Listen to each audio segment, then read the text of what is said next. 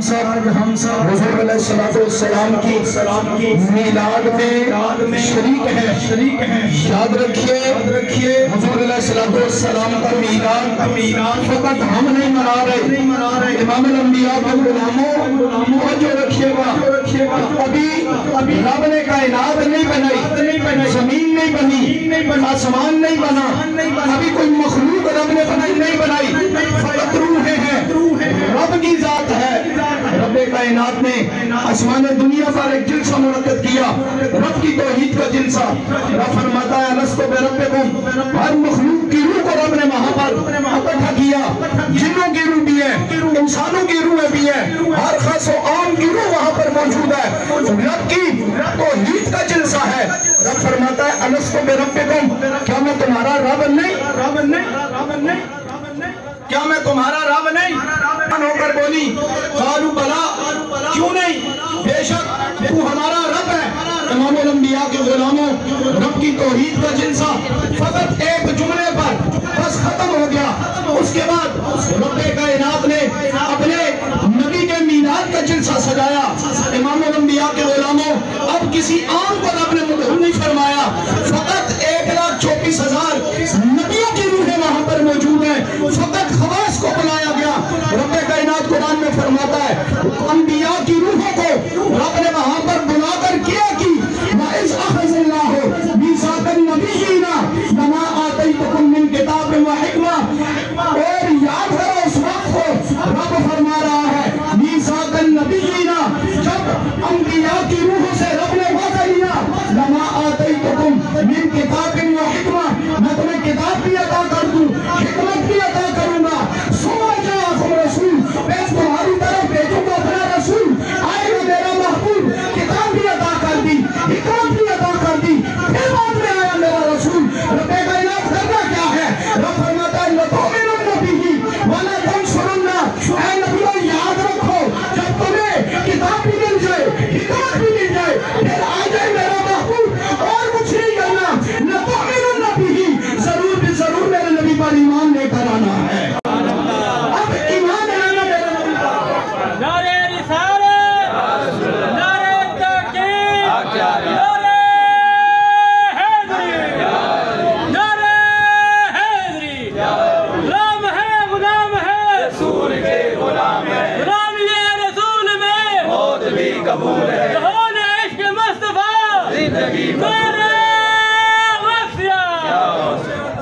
امام الانبیاء کے غلاموں، یہ رب نے آسمان دنیا پر حضور کا میلاد منایا۔ اب اس کے بعد حضور علیہ السلام دنیا میں تشریف لائے، ہر سٹیج پر آپ نے حضور کی آمد کے بارے میں سنا۔ میں اس سے تھوڑا اور مزید آگے بڑھوں گا۔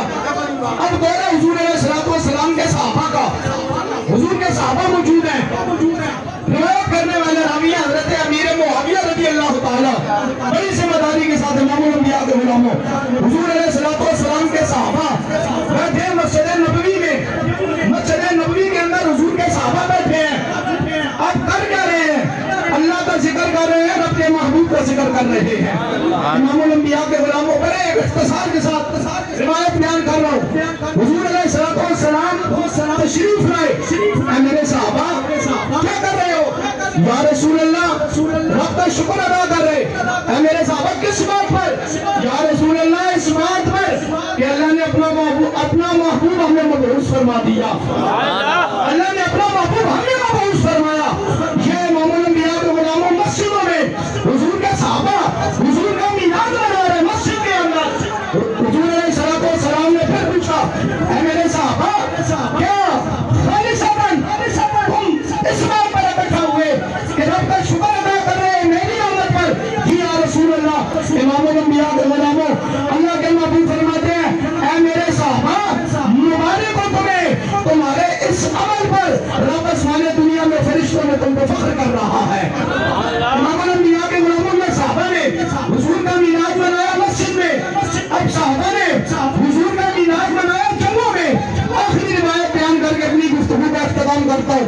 جنگ موقع ہے، حضور علیہ السلام کے صحابی حضرت خالد بن ولید ہیں، اب جنگ کر رہے ہیں کفار کے خلاف۔ امام الانبیاء کے غلاموں دوران جنگ ایک کافر حضرت خالد بن ولید سے پوچھتا ہے اے خالد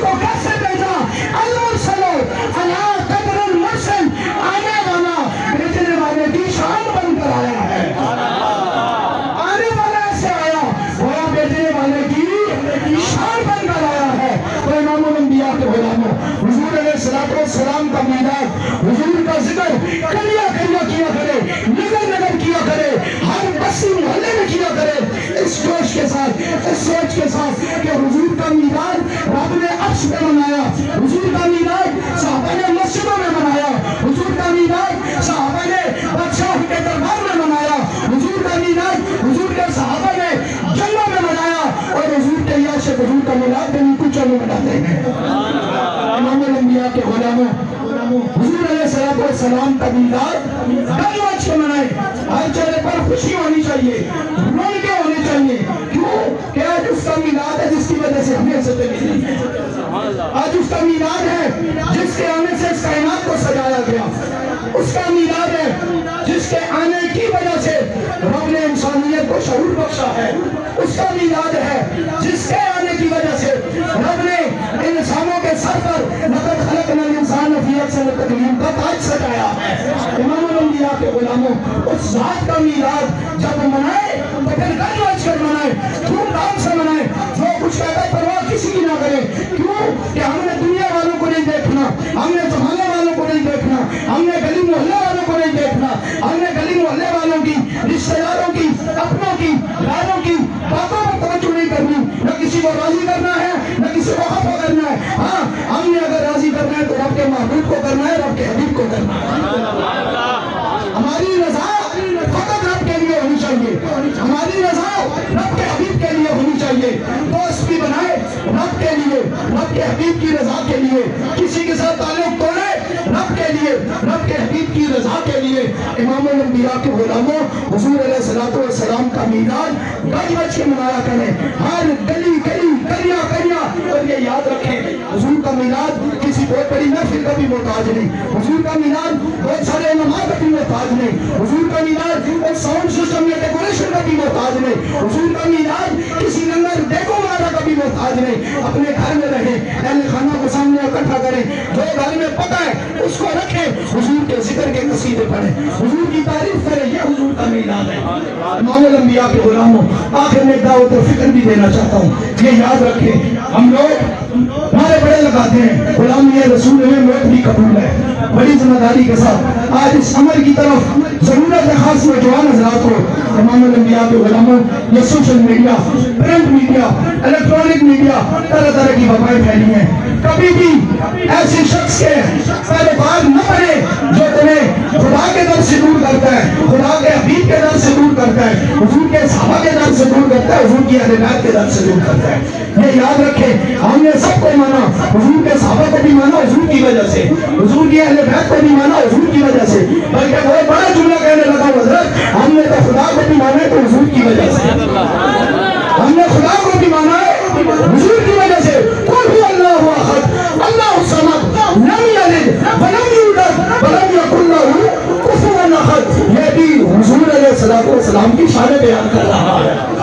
اور امام الانبیاء کے غلاموں فقط حضور کو مانے، اور یہ یاد رکھیں حضور کے میلاد میں آنے والے میری دعوت فکر لے کر جاؤ۔ آج اس دور میں لوگوں کو اپنے سے دور نہ کرو، کسی کو خالی، کسی کو رفضی، کسی کو نفسی کہہ کر اپنے آپ سے دور نہ کرو، بلکہ یہ یاد رکھو آج ان لوگوں کو پہچانو جو تم لوگوں کے عقیدے پر سوال اٹھاتے ہیں، ان لوگوں کو پہچانو جو تمہیں حضور علیہ السلام کے در سے دور کرتے چلے جا رہے ہیں۔ ہمیں یہ چاہیے حضور علیہ السلام کی ہر نسبت کا حیا کریں، حضور کی ہر نسبت کا احترام کریں، حضور کی ہر نسبت کو مانیں، اور آخر میں امام الانبیاء کے غلاموں یہ تو حضور کو ماننا، اور حضور علیہ السلام پر جو چیز اتری قرآن کا دامن بھی مضبوطی سے تھام کے رکھیں۔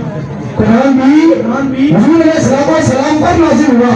امام الانبیاء کے غلاموں افسوس کے ساتھ کہنا پڑتا ہے کہ سالوں کے سال گزر جاتے ہیں، قرآن ہمارے گھر کے طاقوں پر پڑا درد آلود ہوتا ہے، بڑا دل دکھتا ہے۔ امام الانبیاء کے غلاموں جب کوئی بندہ 50 سال 70 سال کی عمر میں پہنچ جائے، پیسے تو اپنی حال کے لیے کمائے، گھر بار کو بنایا، جب دین کے بارے میں پوچھنے کی باری آئی تو پتہ چلا حضرت نے خود بھی قرآن نہیں پڑھا، بچوں میں بھی نہیں پڑھایا۔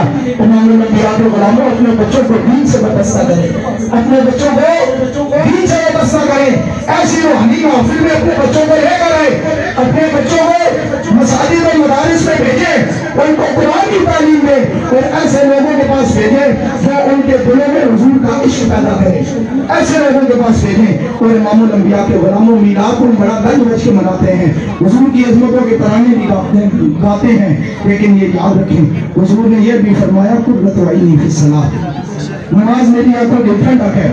اپنے اپنے گریبان میں جھانکیے، سوچئے، ایک طرف تو ہم دعوے کر رہے ہیں کہ یا رسول اللہ غلامی رسول میں موت بھی قبول ہے، دوسری طرف حضور کی بخشش کے نعرے لگاتے ہیں، تیسری طرف حضور کی شفاعت کو بھی مان رہے ہیں، لیکن امام الانبیاء کے غلاموں حضور نے یہ بھی فرمایا قرۃ عینی فی الصلاۃ، نماز میری آنکھوں کی ٹھنڈک ہے۔ مجھے بتائیں ہم لوگوں میں سے کتنے لوگ حضور کی آنکھوں کی ٹھنڈک پیدا کر رہے ہیں؟ حضور نے یہ بھی فرمایا صلاۃ معراج المومن، نماز مومن کی معراج ہے۔ امام الانبیاء کے غلاموں مجھے بتائیں ہم لوگ کتنے لوگ ہیں جو معراج کی طرف جا رہے ہیں؟ حضور نے یہ بھی فرمایا الصلاۃ عماد الدین ومن ترکھا فقد هدم الدین، نماز دین کا ستون ہے، جس نے نماز کو چھوڑا اس نے دین کا ستون گرایا۔ امام الانبیاء کے غلاموں دعوت فکر یاد کی لے کر جائیں اور اپنے دل میں پختہ ارادہ کریں، جہاں ہم حضور علیہ السلام کا میلاد گج بج کے مناتے ہیں وہاں ہم خود بھی نمازی بنیں گے، اپنے بچوں کو بھی نمازی بنائیں گے، خود بھی مسجد کی طرف آئیں گے، اپنے بچوں کو بھی مسجد کی طرف لے کر آئیں گے، خود بھی قرآن پڑھیں گے، اپنے بچوں کو بھی قرآن پڑھائیں گے۔ سبحان اللہ۔ امام الانبیاء کے غلاموں یہی آخر میں دعا ہے کہ اللہ تعالیٰ ہم سب کو حضور علیہ السلام سے سچی پکی محبت نصیب فرمائے، حضور علیہ السلام کے فرامین پر اللہ تعالیٰ ہمیں عمل کرنے کی توفیق عطا فرمائے۔ وما توفیقی الا باللہ العزیز۔